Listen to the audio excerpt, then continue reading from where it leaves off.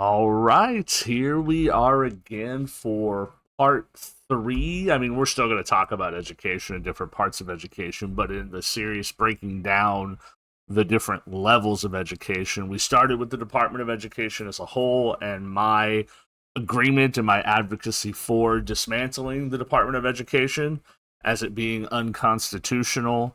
Then moving into last week, we did boards of education and school districts. And now we're looking at school leadership and the resistance to change. This will include teachers, which I used to be one. Don't worry, I'm coming for you too. Okay? And I will not hold back. So hold on to your butts. Let's get started.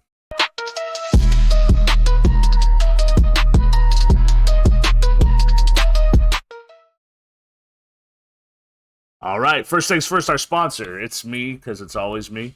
And my books on Amazon. I have several books out there, two books on poetry. Father's Day is coming soon in June because for some reason they like to do Father's Day after school gets out. They really need to change when Father's Day is. Maybe I'll write my mayor or something. But I do have a book on of poetry about being a dad. It's called From Cradle to Confidence. I have a book of poetry about being a veteran and my journey with PTSD and transitioning from being a veteran to the civilian world, and how I deal with that. I also have other books out there as well. They're all on Amazon. I do all of my publishing through Amazon. I'm a self-published author. So I will leave the link to my author page with wherever you're watching this or listening to this, whether it's YouTube, Spotify, iHeartRadio, wherever. I will leave the link in the description, along with the link to the blog for Beehive that this is based on. Let's Fix Education, Part 3, Schools, Leadership, and the Resistance to Change. I was actually talking today with a friend of mine and my therapist at the VA, because we talk about a variety of different topics about schools being resistant to change. And the way that I put it, I also commented on a very good friend of mine, Dr. Armstead. I'm sure she won't mind me mentioning her name. How schools, in a lot of ways, train students for prison. And I'm going to let that marinate because we're not going to go into that today. I'm going to let that marinate with you guys, and I want you guys to think about that. Am I out of line? Am I out of pocket for saying that? Or are there ways that schools train students, prepare students for prison? Think about it. If you have children, think about it. If you have, or like if you remember your own school experiences, think about it. But we're going to let that settle. I'm going to let that marinate. We're going to come back to that at some point in time. I'm not going to tell you when. We're going to come back to that eventually and talk about that.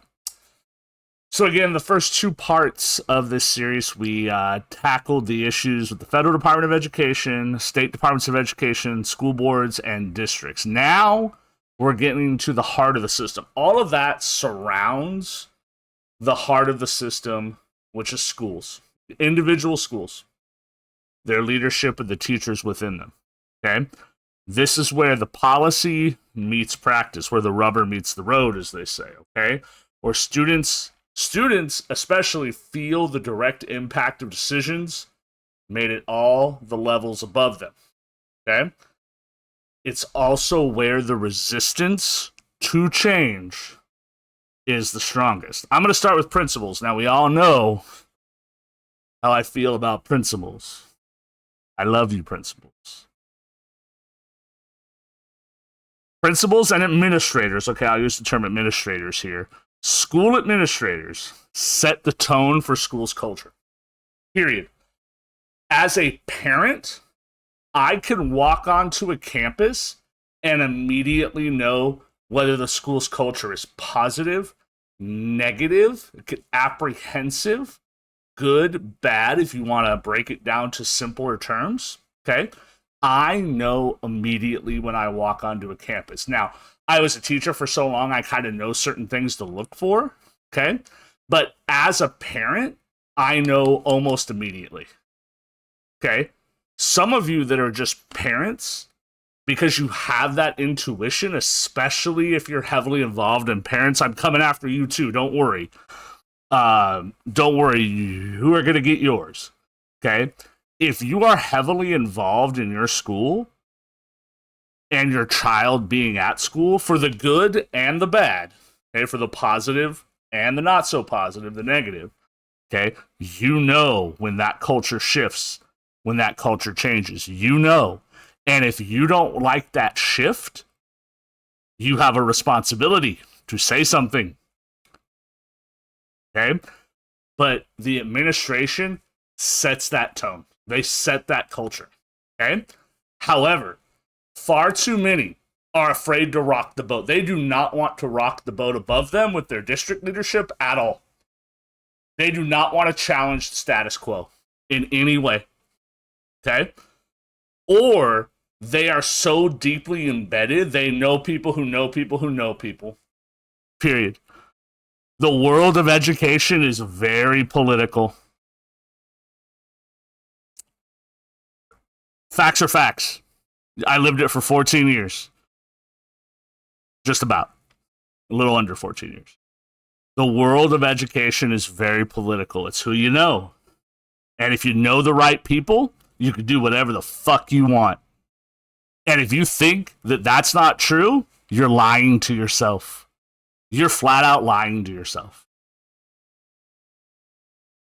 Okay? They don't want to rock the boat, or they're so deeply embedded and entrenched with the current administration above them that they can do whatever the fuck they want. School administration serve as enforcers of district and state policies.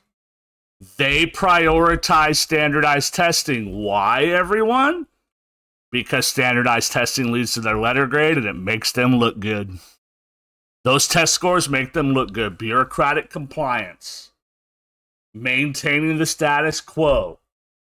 Doing that instead of fostering real learning environments. Instead of saying, hey, this same shit that we've done for decades is not working. Let's try something new. Fuck what they say above me. I could justify it later. Okay? Let's try something new. I'll give you a glaring example. Schools refuse to abandon ineffective disciplinary policies.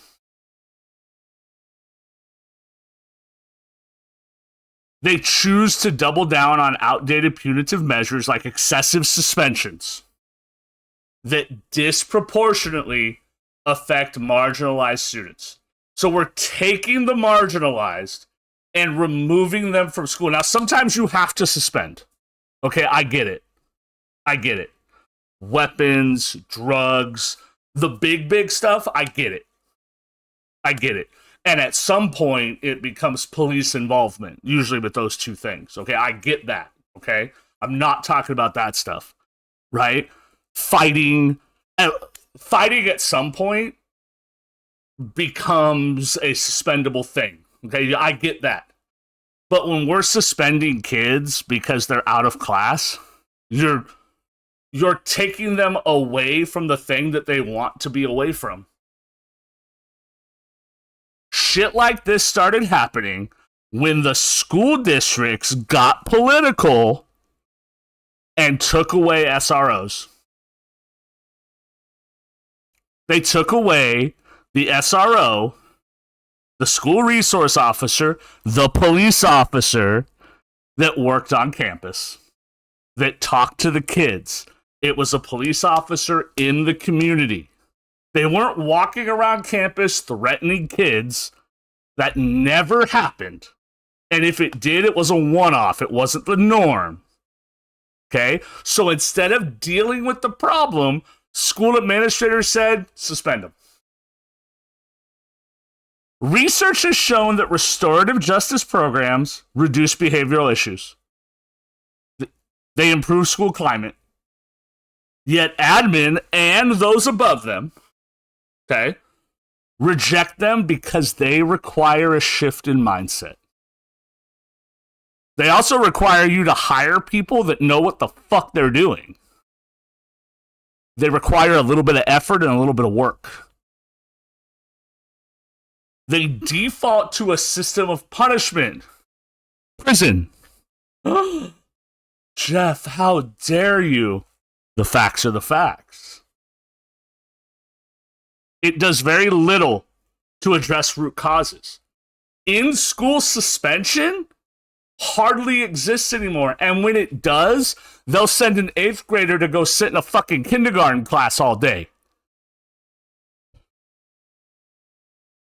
where they're not doing shit because the kindergarten teacher has 20 kindergartners and a curriculum to teach.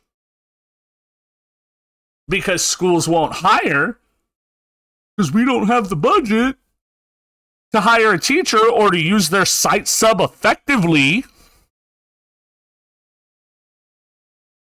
to put in-school suspension kids with a teacher, learning skills, coping skills, behavior skills, and actually working on assignments. Just suspend them.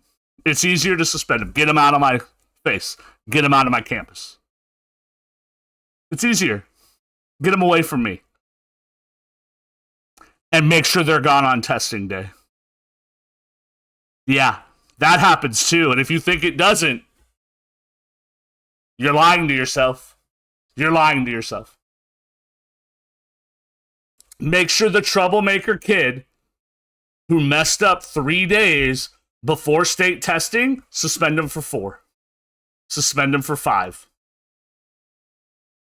Make sure they're not there on testing day. Maybe it'll boost our score a little bit. If you think that doesn't enter your admin's mind, you're crazy. You're crazy. Another common example is the resistance to flexible learning models. Again, schools preach we're going to individualize instruction. It's a buzzword. They don't individualize shit at all. Everyone is taught the same. Everyone sits in rows or they sit in little groups and everyone reads the same thing. So little Timmy in the back, who doesn't know what the third word is, and little Jane up front has read the whole paragraph, are doing the same exact thing. That's not flexible. That's not individualized. That's not a competency-based learning system. It's not hybrid scheduling. There's no micro scheduling. Because if they don't fit neatly and nicely into these little rigid structures of traditional schooling, prison schedule, then, oh no, we can't do that. We can't do that. Like, everyone's got to be in their little lines going here to here to here.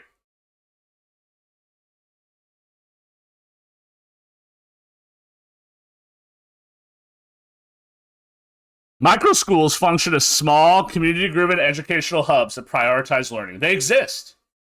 They exist. But districts sometimes want to pilot these things. But admin sometimes, a lot of the times, will not fully implement them. They'll say, oh, it's too hard. Teachers aren't ready for the shift. They'll blame teachers. When admin doesn't want to take responsibility for something, the first thing they will do is blame the teachers. It's the very first thing they will do. I've seen it time and time again. Teachers aren't ready. No, you didn't train them. That's your job. That is part of your job, is to train your teachers.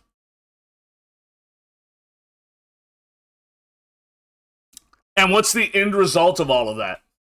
Who suffers the most? Students. Because little Timmy and Jane are in the same spot, reading the same paragraph, where Jane should be more intellectually challenged with either the next paragraph or a harder paragraph, where Timmy should be getting extra help on comprehension of that third word. That's individualized. That's flexible.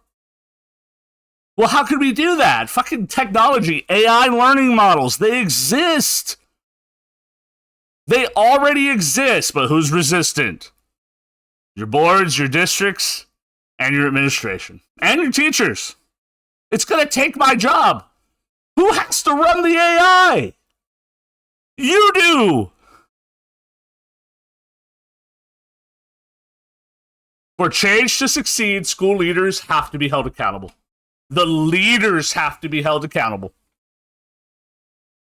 There has to be transparent reporting metrics, not fluffed ass numbers that measure how well schools adapt to innovative learning models. There has to be independent oversight that includes parents. Yeah, that means parents, you have to be involved. I know that's foreign to some of you. Some of you have to look up the name of your kids' teachers. And that's a problem. Be involved in your kid's school. Be involved.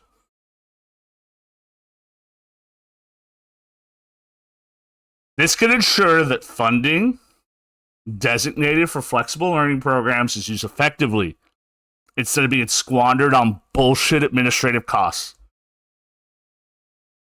Families need to be empowered to be involved in this, to provide feedback through community panels that you need to attend, parents, okay, that have real influence over school policy, that have actual influence, not go to this panel, give your ideas, talk about the changes you want to see, and then they're completely fucking ignored.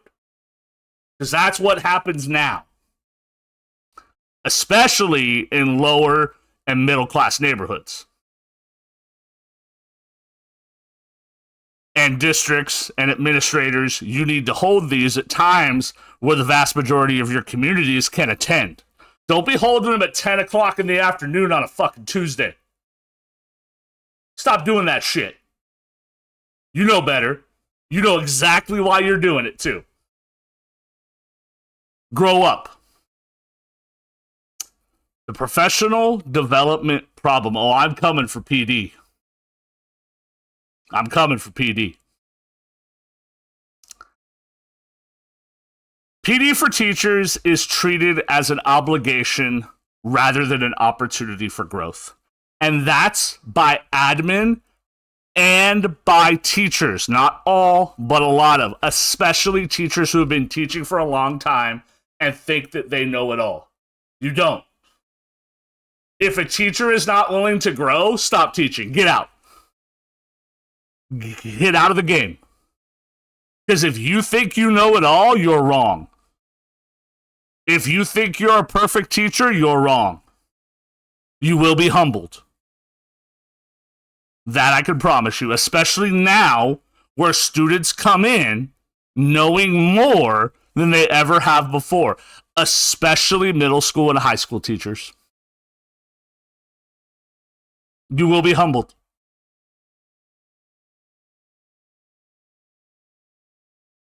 Many educators see PD as a waste of time. That's because of how it's planned and implemented. Okay? They see PD as generic, irrelevant to their specific subject or grade level, and poorly executed. Now, some teachers go in with that mindset already and do not give that PD a chance. So this is not all on the administrator. This is also on the teacher. Okay? For example, it is not uncommon for an 8th grade math teacher to sit through the same PD session as a 4th grade ELA teacher in a K through 8 setting on a topic that has no direct relevance to either of their fields, such as general science instruction. Why are they there? I'll tell you why. This happens because school leaders fail to differentiate PD. School leadership, school administration will tell their teachers to differentiate instruction, but then they won't differentiate PD. They won't model the differentiation. It's wild to see. I've witnessed it. I've witnessed it. I was like, what? Hey, what? Like, like I walked in and I was an instructional coach for the last 2 years. Okay. Well, mostly the last 2 years. And I was like, hey, you're doing this PD. It wasn't one that I planned. I was told to give it. And I was like, okay, cool. I see this part is about certain things. I was like, why are the PE teachers here? Oh, well, it's good information. So it doesn't apply to them. Well, they could stay for it. That's a fucking waste of time. If I was a PE teacher, I'd be like, yeah, I'm out of here. Imagine doing PD that's one size fit all and then telling your teachers to individualize. Why? It's a wild behavior. Leaders rarely model differentiated instruction. If it's good for the goose, it's good for the gander. Administrators, if you are running PD, you better differentiate. You better model differentiation. And make it known that you're modeling it. Say, hey, this is how I'm differentiating PD. Here's an example of how you could do this in your classrooms. Make it part of the learning. Effective PD should be tailored, provide subject-specific training, not just your district PD, your on-site PD. Okay, I get that there's compliance things like bullshit standardized testing training, money handling training, and all that other bullshit. But I'm talking about your PD days. Okay? Subject-specific training, hands-on learning opportunities, collaboration between educators in similar disciplines, right? Like your 3rd, 4th, and 5th grade ELA teams. Have them collaborate. Hey, what are we doing for writing in 3rd, 4th, and 5th grade over the next quarter? How can we kind of match up a little bit? Schools should offer teachers a choice in how they engage with professional development, whether it's through workshops, online courses, peer observation, or coaching. Schools going away, districts going away from instructional coaching is an absolute joke. And here's why. And I'm not saying this because I was an instructional coach and I loved that position when I actually got to do it. I'm saying it because I know how valuable it is. I had instructional coaches when I was teaching. When I taught online, I was an online teacher for just about 10 years. Okay, and I taught in the regular classroom, and I was an instructional coach. Up until I think it was my last, it was the year before my last year that I taught online. I had an instructional coach. Like, I was on her coaching cycle. And I remember her saying to me, Jeff, you've been here so long, I don't know kind of how to approach this. I was like, hey, I'm always down to learn new things. This is what I want to work on. And she was like, oh, you want to work on stuff? I said, I'm open to being coached. Teachers, you have to be open to being coached. It's like an athlete, right? Be coachable. It's crazy to me that teachers don't want to be coached. When I first became an instructional coach, a fucking teacher literally quit because she didn't want to be coached. I'm like, okay, that's a weird way to end your career. Teachers, if you don't want to be coached, then quit. Then quit. You need to be comfortable having other adults in your classroom, whether it's for evaluatory purposes. Coaches don't evaluate, right? I wasn't there to be your evaluator. I'm there to look at educational practices and how you can improve them. How you can take what you're already good at, make it better. Take what you might be deficient at, how to make it better. That's what coaching is. It's not a gotcha moment. And if you're looking at it that way, that's a you problem. And this is where I'm straight up coming after teachers right now. Be fucking coachable. If you're not coachable, get out of teaching. Find something else to do. Take whatever degree you have and go somewhere else. Because if you're not coachable, if you're not teachable, how do you expect your students to be? Aren't you supposed to be the model? Can't have expectations if you can't meet them either. Grow up. Be coachable. The teacher divide, those who adapt versus those who cling to the past. Teachers, it's your turn. Teachers are straight up the backbone of any education system. Flat out. Without teachers, it doesn't go. You can have all the fucking leaders in the world. You can have all the different levels, blah, blah, blah, blah, blah. The system does not work without teachers. Okay? But teachers are not selfless. Not all teachers are the selfless, hardworking individuals that the public imagines, that they throw in the movies. Oh, look at how hard they work for little pay and blah, blah, blah, blah, blah. There's a lot that strive to improve, embrace new methods, take the time to advocate for their students. However, there is a significant portion, primarily teachers that have been in the game for a long time, that resist any form of change. They reject technology. That is a problem. That is a problem that needs to go away. If you are rejecting the use of technology, you either need to change your mind shift or change your job. Because you use it, you are doing a disservice to your students by not allowing them to use it. Period. Everyone's like, oh, why aren't kids learning cursive anymore? Who the fuck cares? Kids don't know how to balance a checkbook or do their taxes or prepare a budget when they leave high school, and you're worried about them writing cursive? Who cares? I write cursive for one reason and one reason only: my signature.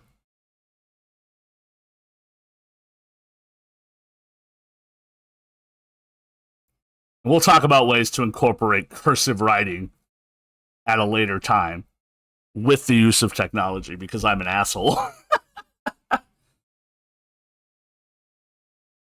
The resistance is primarily against the integration of technology into the classroom. Younger educators very rarely resist this. Okay? Veteran teachers insist on sticking to pencil and paper models. You can mix the two. Doing one over the other just because you're resisting is wild to me. Ignoring digital literacy because you want to use pencil and paper is unacceptable, and you're doing a disservice to your students. Some, and I've seen this firsthand, will not use school-mandated online learning systems. They won't do it. They'll keep their grade book written instead of online. Like, what the fuck? The other area of pushback is differentiated instruction. This is from all levels of teachers. Research has shown us forever that students learn in different ways. Yet some educators and leadership insist that a one-size-fits-all teaching methods. There's even been professional developments that focus on differentiated learning strategies, project-based learning, choice boards, things like that. Okay? It's often met with eye rolls. I've taught PDs on them where teachers flat out rolled their eyes at me. I've modeled it in classrooms where the teacher rolled their eyes at me. You know who you are. You're probably not listening to this because you already fucking hate me. I love it when people hate me, though. Flat out eye rolls and outright refusal. Rather than adapting to the needs of diverse learners, they will continue to lecture, stand in front of the class and lecture and impart their knowledge upon students. Look, I taught history and government. I learned how to teach through the Socratic method. Lecture and questioning. I had to adapt my teaching style to survive. Sure, lecture and questioning have its place for about 10 minutes, max. Then I better find something for my fucking kids to do that reinforces the learning. And I better give them a choice. And what's interesting, first off, this leaves students behind. The kids suffer. And at the same time, the teachers who embrace the change face backlash. Teachers who experiment with new teaching styles, implement project-based learning, they advocate for student-centered instruction instead of teacher-centered instruction, they get undermined by their peers. Why are you doing that? I don't want to do that, so you shouldn't do that. Don't let them see you do that, because then they're going to tell me I have to do that. It's fucking crazy. And I have seen it firsthand.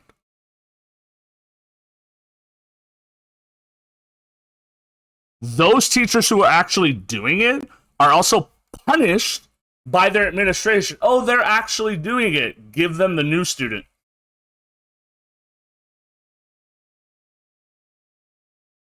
That's fucking crazy. You're giving them an extra student. Now they have 5 more kids than one of their peers instead of a balanced student load. So that teacher over there isn't doing what they're supposed to be doing, and they have fewer students. Fuck off. That sets a clear message. Do not challenge the way things have been done. And that's the message we need to not have. We need to have the opposite message. Challenge this shit because it ain't working. Education needs to reflect regional and state needs. If we're going to differentiate in the classroom, we need to differentiate as a whole. Okay?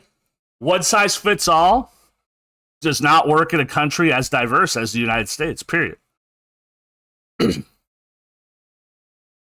Different states have different educational priorities. Schools should be allowed the flexibility to address these. Rural schools have different needs from urban schools. Period. Have different needs from suburban schools. What works in a higher socioeconomic school, wealthy suburb, will not necessarily work in an underfunded district in a struggling city. Funding needs to be changed at a higher level. Okay? For example, states like Montana and Wyoming prioritize vocational agricultural education because those industries are central to their economy. States like California and New York, they emphasize STEM education due to the demand for tech-based careers. And now I'm not saying take away STEM, take away science and math from Montana and Wyoming. I'm saying still have them, but also have those regionalized things for those places. That's what I'm saying. However, federal and state mandates push a blanket approach. Standardized testing, your blanket approach. It does not take differences into account. So instead of allowing states and local districts to shape their educational priorities and policies based on workforce needs and cultural values, schools are forced to follow standardized policies that do not always align with the realities of the communities in which these schools are supposed to serve. And who does that do the biggest disservice to? You guessed it, the students. The students. Dare to change. We must, as people who care about education, parents, students, teachers, admin, school board members, superintendents, employees of school districts, the bus drivers, who I love so much, they're some of the coolest people in any district, challenge the status quo. Real education reform requires courage. It does. School leaders, teachers, policymakers must be willing to challenge outdated practices. Even some idiot doing a podcast like me challenging the status quo. Okay, this is my challenge. Teachers who are not embracing change You have two choices: embrace change or get out. Leaders, start being leaders and stop being bosses. And if you don't know the fucking difference, get out. We need to foster a culture of continuous improvement where educators are encouraged to experiment and to innovate, to take risks in pursuit of better outcomes. Hey, I tried this. These were the outcomes. It worked in this area. It didn't work in this area. This is what I would change next time to highlight this area and to improve this area over here. That's fucking education.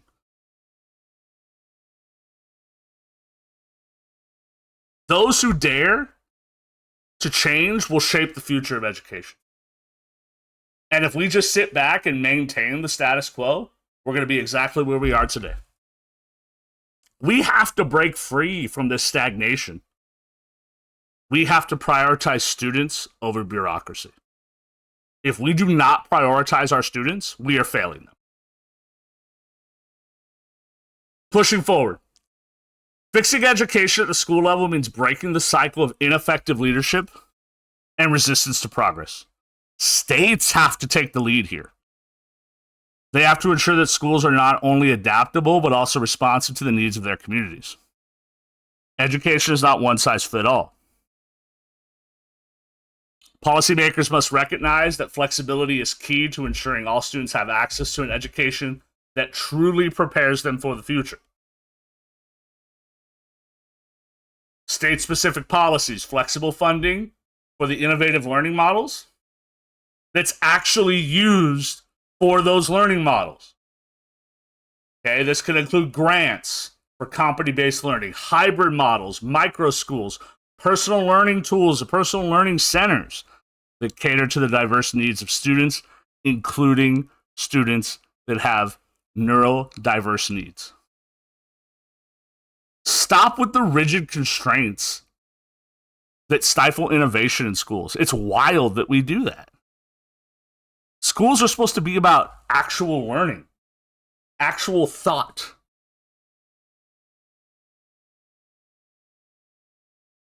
We must have accountability for school leadership. We need to have a transparent accountability system that measures not just test scores. Stop with that shit. It has to measure the effectiveness of leadership in driving change. And not a fucking dog and pony show once a year. The states need to be in their schools on a daily basis, not just when something's going wrong. State departments of education need to be better. Schools should be evaluated on how well they're implementing new learning models. What is the data on those models? How are they adapting PD for teachers? And how they engage with their communities. Because there's a lot of schools that don't engage with their communities. This is going to empower families to hold their administrators accountable, which a lot of families are afraid to do. Parents, you must be involved. Community, you must be involved. Investing in teacher professional development. States must require that school leaders design meaningful PD programs for teachers. PD should be differentiated, just as teachers are expected to have this differentiated instruction for their students. They must offer teachers a choice on how they engage with PD through online courses, coaching, or collaborative workshops. This helps ensure that professional growth aligns with the needs of the classroom. PD is to help teachers grow their teaching practices, to help students learn, to meet outcomes. Empowering families. Imagine that. States should champion a range of educational options through families. It could be public schools, charter schools, homeschooling, hybrid models, online models. Rather than looking at these options as competing forces, and the public schools are the biggest offenders here. The public school districts look at charter schools as competition.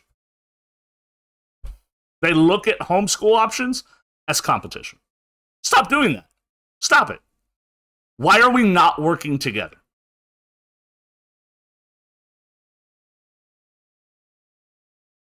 We need to view them as complementary parts of the education system. They are interconnected. Every family should have and deserves to have the opportunity to choose the education that best fits their child's learning style, needs, and aspirations. I am a huge proponent of school of choice for parents and families and students. But the education system should create that choice. There's no reason the school district shouldn't have their own online model. No reason. Don't worry, I just posted a blog about that. We might do that one next week. I'm thinking we'll do that one next week. A call to action. Now that I've given my solutions, a call to action here. This will be the end. The future of education depends on us. The choices we make as citizens and community members, parents, students. It's no longer enough to sit back and expect the system to fix itself. It's already failed at doing that. We must actively participate in shaping the future of education. Be an active participant. Whether you're a parent, a teacher, a student, or even a concerned citizen, education impacts everyone in the community, whether you have a child or not. It's time to challenge the status quo and demand better. Engage with your local school board, attend meetings, do a podcast, advocate for changes that align with the needs for your community. Support policies that prioritize innovative learning, flexible options, and accountability for school leadership. And most importantly, vote for leaders who understand that education is the foundation upon which our future is built. The power to reform education is in our hands. Together, we can simply build a system that works for everyone. I encourage everyone to be involved. I would love to know everyone's thoughts on this blog and this conversation. We will continue, and I know this is part 3. It's the final part of it. We will revisit a lot of this with other blogs and such.